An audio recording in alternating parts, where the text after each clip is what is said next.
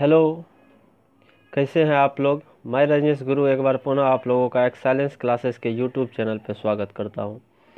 जैसा कि आप मेरे टैगलाइन में देखते होंगे, excellence classes a way of success science. तो आज हम पुनः आप लोगों के बीच साइंस के बेहतरीन क्वेश्चन का एक समूह लेके आया हूं। आशा है जो आप लोगों को यह वीडियो पसंद आएगी। अगर आप लोगों को यह वीडियो पसंद आती है तो एक लाइक ज़रूर कीजिएगा। चलते हैं हम लोग अपने मुख्य मुद्दे पे। आपका पहला क्वेश्चन है, तत्वों के सजावट का अष्टक नियम किसने दिया था? Who gave the Octave rule for arrangement of an element? जब नए नए तत्वों का खोज आपको 18वीं शताब्दी में होना चालू हुआ, तब साइंटिस्टों के मन में पहला सवाल आया जो इन तत्वों को कैसे सजाया जाए। इसके लिए बहुत सारे साइंटिस्ट ने अपने अपने समय में योगदान दिए, जिसमें हम लोग ने बहुत सारे साइंटिस्टों के योगदान को पढ़ा। कुछ साइंटिस्टों के योगदान को हम लोगों ने वेटेज दिया और बहुत सारे साइंटिस्टों के योगदान को हम लोगों ने नकार दिया। तो आपसे पूछा गया है जो ऑक्टेव नियम किसने दिया। दोस्तों, 1864 में ब्रिटिश साइंटिस्ट जॉन न्यूलैंड्स ने क्या किया था? तत्वों को सजाने के लिए ऑक्टेव रूल का प्रतिपादन किया था। जो ऑक्टेव रूल हमारे जो भारतीय शास्त्रीय सुर होता है, जो सुर आपका है सा रे गा मा पा धा नी सा। फिर देखिएगा, जैसे मैं पहले शब्द में सा का उपयोग किया और फिर मैंने 8वें शब्द में भी सा का उपयोग किया। तो जॉन न्यूलैंड साहब का कहना था जो हर एक तत्व का जो रिपीटेशन है ना, पहले तत्व का रिपीटेशन 8वें तत्व के रिपीटेशन के समान हो जाएगा। मतलब इन्होंने क्या कहा, जो फर्स्ट एलिमेंट का जो प्रॉपर्टीज होगा वो 8 एलिमेंट के प्रॉपर्टीज के बराबर होगा, जिन्हें इन्होंने ऑक्टेव कहा था। तो इन्होंने सब जो है आपको ऑक्टेव रूल का प्रतिपादन किया 1864 में। तो जब प्रतिपादन किया तो सभी साइंटिस्ट ने पूछा इनसे, जो ठीक है न्यूलैंड भाई, हमने आपका इस बात को मान लिया, जो तत्वों का जो गुण है ना वो 8वें एलिमेंट के बाद रिपीटेशन हो जाएगा, मतलब सा रे गा मा पा धा नी सा के तहत। तो आप इसका एक ना हमको चार्ट बना के दीजिए, एक पीरियड बना के दीजिए। तब इन्होंने 1866 में एक समूह बनाया जिसमें इन्होंने कुल 56 एलिमेंट को अरेंज किया। याद रखिएगा, बार बार पूछा जाता है जो न्यूलैंड्स के पीरियोडिक टेबल में कितने तत्वों का अरेंजमेंट है। तो इन्होंने 56 तत्व का अरेंजमेंट किया और इसका जो लास्ट तत्व था वो था आपको थोरियम। लेकिन हुआ क्या, इनकी जो सजावट वाले जो फॉर्म था उसमें कैल्शियम तक ही, मतलब कैल्शियम पर आने के बाद इसका जो रूल्स था ना वो अनसेटिस्फाइड होने लगा, क्योंकि उस समय में एस्केडियम, वेंडियम और टिटेनियम नामक तत्व का खोज नहीं हुआ था। और इन्होंने कह दिया था जो फ्यूचर में कोई भी एलिमेंट का डिस्कवर नहीं होगा। तो इन्होंने बोला जो भाई फ्यूचर में डिस्कवर नहीं होगा, तो हम लोगों ने बोला जो भाई तुम्हारे रूल्स को फ्यूचर में हम लोग नहीं पढ़ेंगे। और इसकी जो वेटेज है ना उसको उतना वेटेज हम लोग नहीं दिए। लेकिन इन्होंने उस समय में ज्ञात 56 एलिमेंट को सजाया था और इनका लास्ट एलिमेंट थोरियम था। ये बार बार पूछा जाता है, याद रखिएगा। कैल्शियम तक ही इसका जो वेटेज था वो मान्य था, कैल्शियम के बाद इसका मान्य नहीं हुआ। तो आपका जो क्वेश्चन है उसका राइट आंसर हो जाएगा जॉन न्यूलैंड्स। अब अगला ऑप्शन जो है आपका वो देख लेते हैं। अगला ऑप्शन आपका है डॉबरेनर। आपको याद होगा 1829 में डॉबरेनर ने क्या किया था, फर्स्ट एलिमेंट, सेकेंड एलिमेंट और थर्ड एलिमेंट को ले लिया जो एटॉमिक वेट के बढ़ते हुए क्रम में था। तब इन्होंने क्या किया था, जो first element plus third element का एवरेज निकाल कर सेकेंड एलिमेंट का एटॉमिक मास निकाल दिया था, जिसे इन्होंने ट्राइड्स रूल कहा। तो डॉबरेनर ने कौन सा रूल का प्रतिपादन किया था? ट्राइड रूल्स का। इसमें इन्होंने क्या किया था, फर्स्ट एलिमेंट और थर्ड एलिमेंट के एटॉमिक मास को ऐड करके सेकेंड एलिमेंट का एटॉमिक मास निकाल दिया। जैसे हम आपको एक एग्जाम्पल के थ्रू दिखाते हैं, लिथियम, सोडियम एंड पोटासियम। आप जानते हैं लिथियम का एटॉमिक वेट 7, सोडियम का 23 और पोटासियम का अपना होता है 39। तो 39 + 7 46/2 23, मतलब बीच वाला आ गया।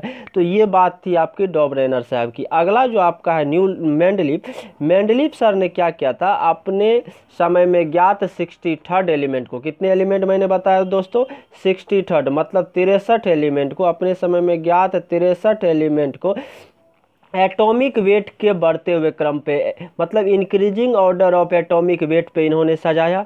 और इन्होंने क्या किया था, जिन दो तत्वों के बीच के एटॉमिक वेट में डिफरेंस काफ़ी ज़्यादा होता था उनके बीच में इन्होंने इस तरह से फिल इन द ब्लैंक्स रख दिया था और एक भविष्यवाणी कर दिया था जो इन फ्यूचर टाइम में इन तत्वों का डिस्कवर्ड होगा तब जाकर इन खाली स्थान को भरा जाएगा। तो इसलिए हम लोग जो है ना मेंडलीव के प्रेडिक्टेबल को काफ़ी वेटेज देते हैं, क्योंकि इसकी प्रेडिक्टेबल 100% तो नहीं कह सकते लेकिन 90% इसका जरूर सेटिस्फाइड है। कुछ ही जो कंडीशन है वहाँ पे इनका प्रेडिक्टेबल अनसेटिस्फाइड होता है, अदरवाइज इनके प्रेडिक्टेबल में कोई भी फॉल्ट नहीं है।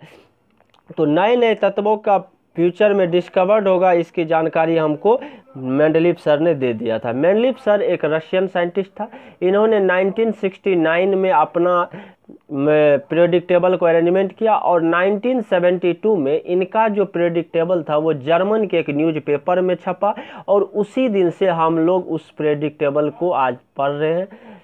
अब मेंडलीव के प्रेडिक्टेबल को क्या किया गया था, जिस समय में इन्होंने बनाया था उस समय में इन्होंने 7 ग्रुप और 9 आवर्त में रखा था, लेकिन बाद में इनके ग्रुप को बढ़ाकर 18 मतलब AB में कन्वर्ट कर दिया गया, जो इनका एडवांस फॉर्म है। तो उनको भी हम लोग देख लेंगे। तो आपका यहाँ से जो राइट आंसर हो जाएगा वो हो जाएगा जॉन न्यूलैंड। चलते हैं मित्रों नेक्स्ट क्वेश्चन की ओर मूव करते हैं। अगला क्वेश्चन देखते हैं आपका क्या है।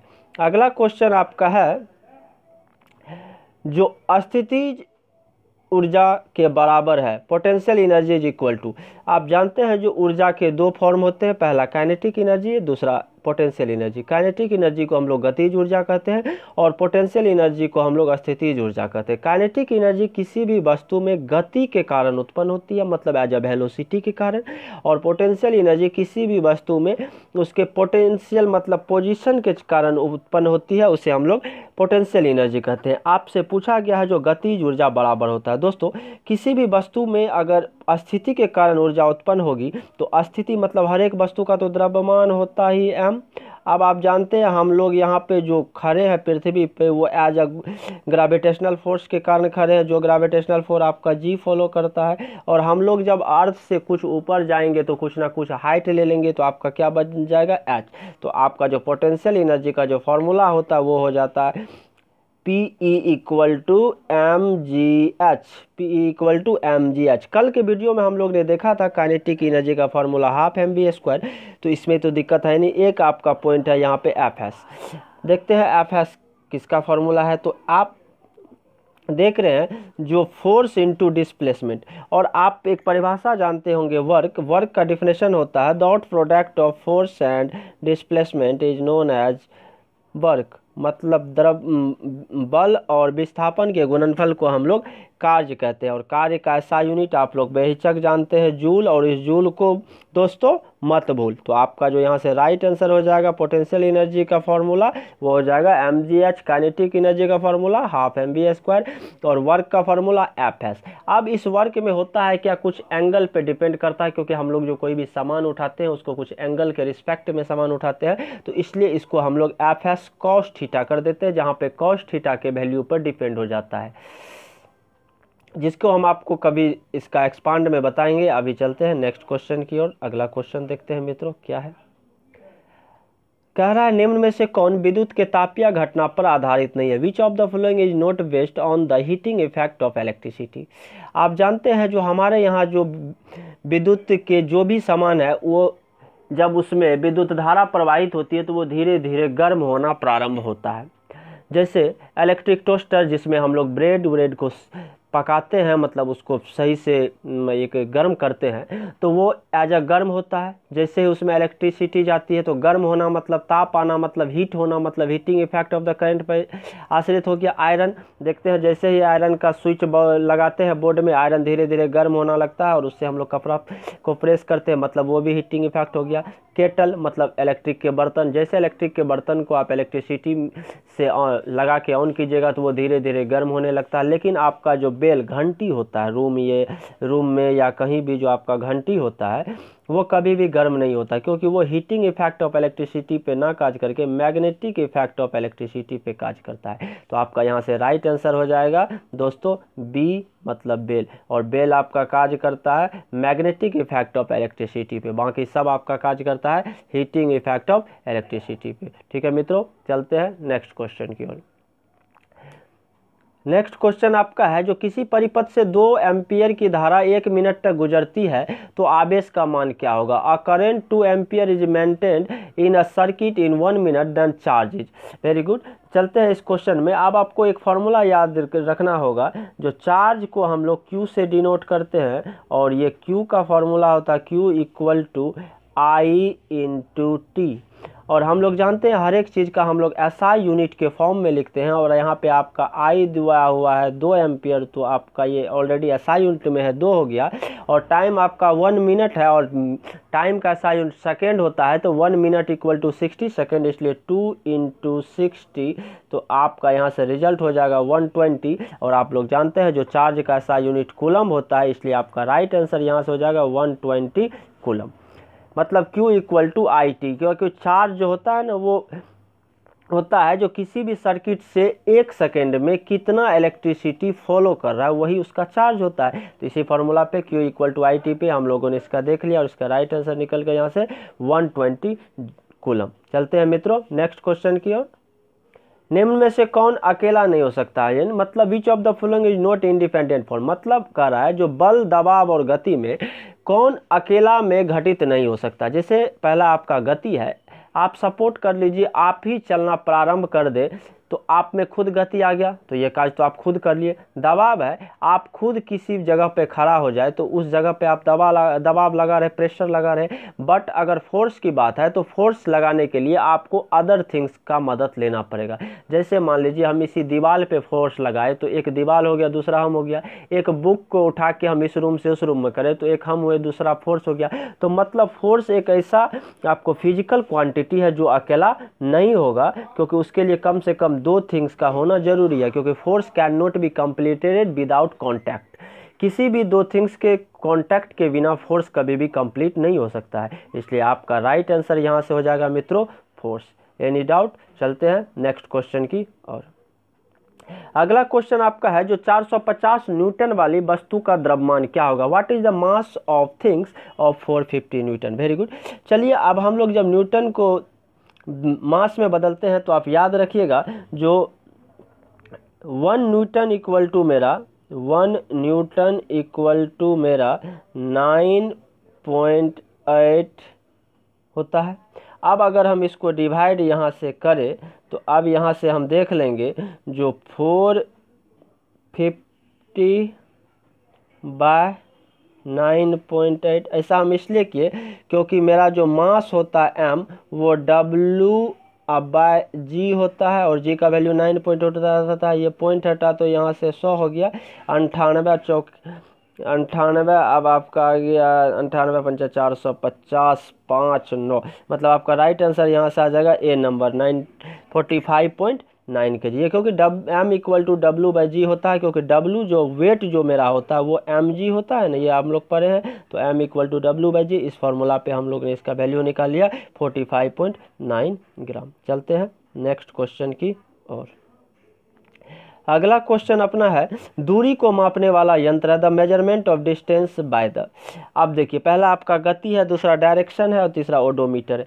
अब हम लोग जब कभी भी मोटरसाइकिल चलाते हैं तो मोटरसाइकिल का स्पीड क्या है और मोटरसाइकिल अभी तक कितना डिस्टेंस कवर कर लिया, और अब से आगे किसी भी प्लेस पे जब जाते हैं उसमें कितना डिस्टेंस कवर करता है। इसके लिए मोटरसाइकिल के हैंडल में एक इस गोल के टाइप्स में रहता है, और ऐसे बीच में डिस्टेंस कवर होते रहता है, और बगल से जो एक सुई होती है वो हमें यह बताते रहता है जो हम अभी किस स्पीड से चल रहे हैं।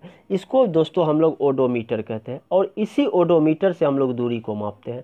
गति तो आप लोग जानते ही हैं, स्पीड यानी कि the rate change of distance with respect to time, और डायरेक्शन तो आप लोग बेहिचक जानते हैं, नॉर्थ साउथ ईस्ट वेस्ट। तो आपका जो यहाँ से राइट आंसर हो जाएगा वो हो जाएगा ओडोमीटर। ओडोमीटर से हम लोग की दूरी को मापते हैं। वैसे अगर यहाँ पे आपका लंबाई दे दिया जाए तो उसको भी नहीं देना है, क्योंकि लंबाई को हम लोग मीटर से नापते हैं। भले ही लंबाई दूरी हो, लेकिन मापते दूरी को हम लोग ओडोमीटर के थ्रू ही है। नेक्स्ट क्वेश्चन की ओर मूव करते हैं। पीएच स्केल किसने दिया? Very good. आपका जो पीएच वैल्यू देखते हैं 0 से 14, एक वो किसने दिया? तो याद रखिएगा मेरे मित्रों, 1909 में सोरेनसेन नामक एक साइंटिस्ट ने एक स्केल बनाया जिसका मेजरमेंट उसने 0 से लेकर 14 तक रखा, और इसका मिडिल टर्म को उन्होंने 7 रखा और बोला जो that is a neutral point. यहाँ पर ना तो कोई एसिडिक होगा ना कोई बेसिक होगा, बट जैसे ही आप 7 से 14 की ओर मूव करेंगे तो आपका बेस बढ़ते जाएगा, और 7 से 0 की ओर मूव करेंगे तो आपका एसिड बढ़ते जाएगा। तो पीएच स्केल हमको दिया था सोरेनसेन ने, न्यूटन ने आपको गति का नियम दिया, और रॉडल्फ डीजल ने आपको डीजल इंजन की खोज की थी। जो डीजल इंजन आज हम लोग मोटरसाइकिल, कार इत्यादि में चला रहे हैं, या जो मशीन आटा पिसाई के समय जो मशीन चलता है उसके चाक को चलाने के लिए, उस सब का खोज रॉडल्फ डीजल ने किया था। तो आपका यहाँ से राइट आंसर हो जाएगा सोरेनसेन। चलते हैं मित्रों नेक्स्ट क्वेश्चन की ओर। कैल्शियम का परमाणु संख्या है। मित्रों ये एक ऐसा क्वेश्चन है जिसको आपको याद रखना होगा। वर्तमान में 118 तत्वों के अलग अलग परमाणु संख्या है, जिसमें आपको सबका याद रखना होगा। मेरा ये क्वेश्चन देने का आज का मीनिंग सिर्फ एक ही था, इससे हम लोग कुछ पॉइंट सीखेंगे। कैल्शियम का परमाणु संख्या 20 होता है। अब देखिए क्या होता है, आप याद रखिएगा, किसी भी तत्व का परमाणु संख्या बराबर इलेक्ट्रॉन बराबर प्रोटॉन होता है। मतलब परमाणु संख्या और इलेक्ट्रॉन और प्रोटॉन किसी भी तत्व का हमेशा बराबर होता है। न्यूट्रॉन अलग अलग होता है, और न्यूट्रॉन जो हम लोग निकालते हैं, मतलब एन जो निकालते हैं ना, वो हम लोग जेड मतलब एटॉमिक मास, यहाँ पे एटॉमिक मास एन जो हम लोग निकालते हैं मित्रों, वो निकालते हैं मतलब number of neutron equal to मेरा होता है एटॉमिक